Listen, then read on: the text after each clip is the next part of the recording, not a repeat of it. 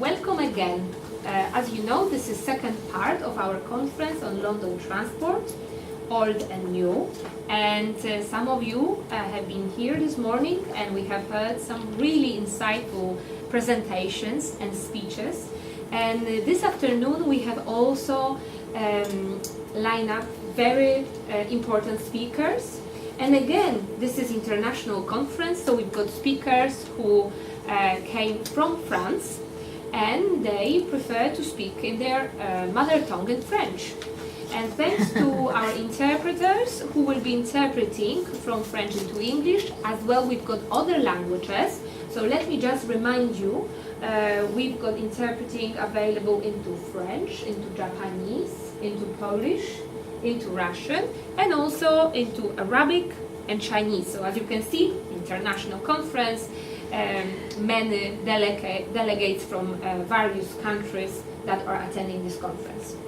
So, without any further ado, I would like to introduce our first speaker, Michel Vaughan, who came from Paris and is here with us. We are very delighted to have you here. Michelle, from what she has told me, she's going to talk about driverless vehicles. So, Michelle, I give you the floor. Thank you. Bonjour, mesdames et messieurs. Je vais vous parler des autos. Mais peut-être le titre de mon exposé vous a surpris. Pourquoi est-ce que je pense que le moment est venu de parler des autos? Eh bien, parce que 80% des kilomètres qui sont parcourus en France le sont en auto. Il semble donc logique de parler de ces transports sur le trafic routier et urbain. D'autre part, étant donné que ce trafic est tellement important, le gouvernement vient de prendre des décisions importantes pour le financement du trafic en question. Pour les transports, comme dans beaucoup d'autres domaines, la France est un pays centralisé. Paris est au centre de réseaux routiers et ferroviaires. Ces réseaux sont régis par le ministère des Transports. Donc, il y a là un contraste avec la Grande-Bretagne. Il n'y a pas eu de privatisation. Sous l'autorité du ministère des Transports, la Société nationale des chemins de fer, la SNCF, gère un réseau de 32 000 kilomètres environ.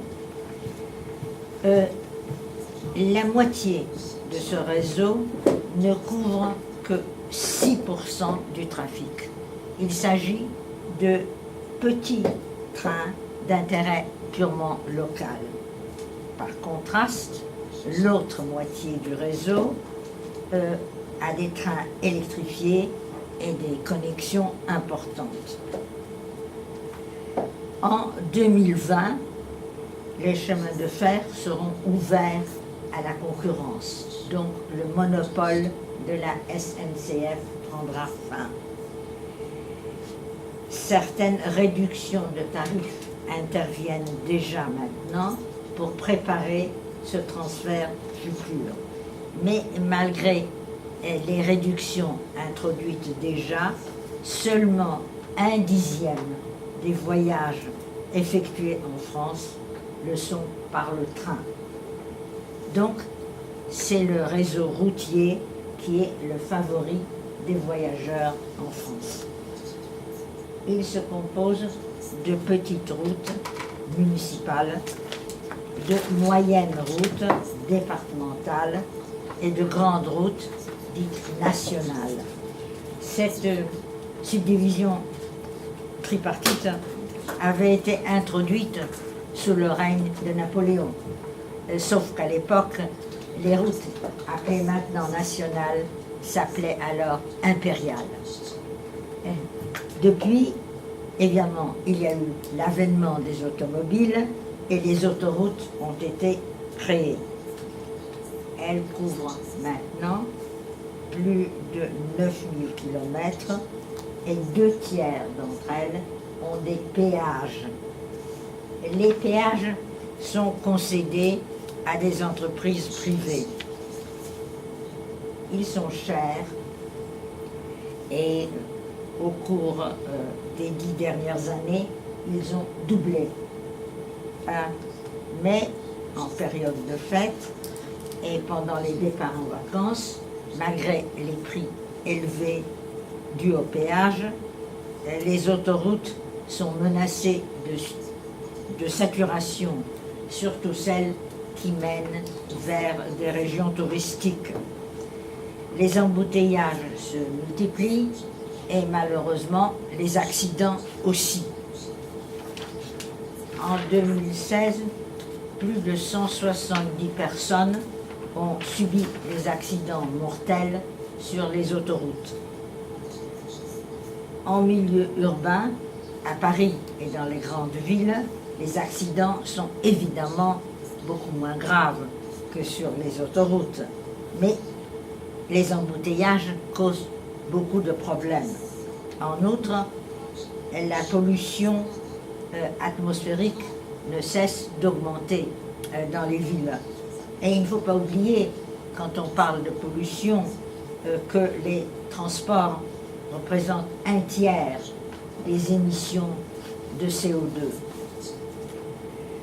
Pour réduire ces émissions, on tente d'encourager l'usage des bicyclettes en ville. Mais peut-être faut-il penser que le risque d'accident et le vieillissement de la population découragent certains d'employer les vélos. Il y a aussi le covoiturage, le partage des véhicules, mais il progresse davantage sur les routes que dans les rues. Actuellement, Google est en train de mettre à l'épreuve d'essayer des voitures autonomes, c'est-à-dire que le conducteur est remplacé par un logiciel. Selon Google, l'avenir va dépendre de telles voitures, mais leur introduction n'est prévue que pour l'année 2030. Après une phase de transition, il n'y aura plus besoin d'avoir un permis de conduire. Ce sera un examen de moins et ça fera sans doute un soulagement pour les jeunes. Mais ce sera aussi une raison pour que le nombre d'autos continue à augmenter. En outre, à cause des piétons, des cyclistes, des feux rouges, la circulation sera lente dans les villes. Par conséquent, les embouteillages continueront toujours encore. Le gouvernement français est conscient de l'importance des transports routiers et urbains.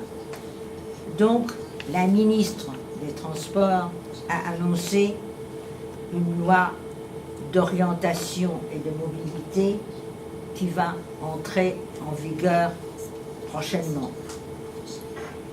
850 millions d'euros par an, je répète, 850 millions, seront consacrés à l'entretien et à la réfection des routes chaque année pendant 10 ans.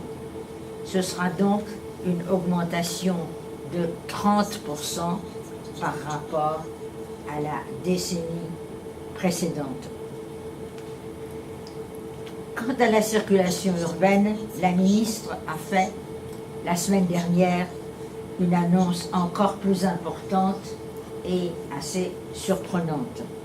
Elle a autorisé les autorités locales dans les villes de plus de 100 000 habitants et les autorités régionales à Paris et aux alentours de Paris à introduire des péages urbains. Après 15 ans, Paris suivra donc peut-être l'exemple de Londres. Je dis peut-être car ce n'est pas certain. En effet, la maire de Paris devra prendre cette décision et jusqu'ici, elle s'était déclarée opposée au péage urbain. En effet, elle considère que ces péages désavantagent les ménages à faibles ressources, bref, les pauvres. Et plus les ménages ont peu de ressources, disons, plus les ressources des ménages sont limitées, plus ils habitent en dehors du centre de la ville, donc ils seront les principales victimes des péages. Actuellement, il est question de péages qui reviendraient à 10 € par jour, ce qui serait meilleur marché qu'à Londres. Ce serait pour les automobiles, et ce serait plus cher, évidemment, pour les véhicules plus lourds. Il y aurait certainement des exemptions pour certains véhicules, comme les ambulances, par exemple.